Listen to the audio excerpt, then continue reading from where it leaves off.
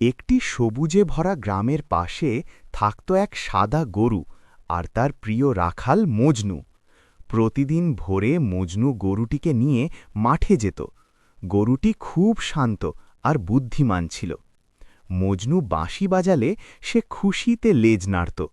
মাঠের ঘাস খেতে খেতে গরুটি সব সময় মজনুর দিকেই তাকিয়ে থাকত, যেন তাকে ছাড়া থাকতে পারে না। একদিন হঠাৎ ঝড় শুরু হলো। আকাশ কালো হয়ে গেল, বৃষ্টি নামল ঝমঝম করে। মজনু ভয় পেয়ে পড়ল।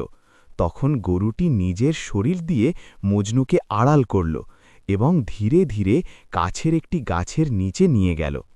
ঝড় থামার পর মজনু বুঝতে পারল গরুটি শুধু পশু নয়, তার সত্যিকারীর বন্ধু। সেই দিন থেকে মজনু গরুটিকে আরও যত্নে রাখত। গরু আর রাখালের বন্ধুত্ব গ্রামের সবার জন্য ভালোবাসা আর বিশ্বাসের এক সুন্দর উদাহরণ হয়ে রইল।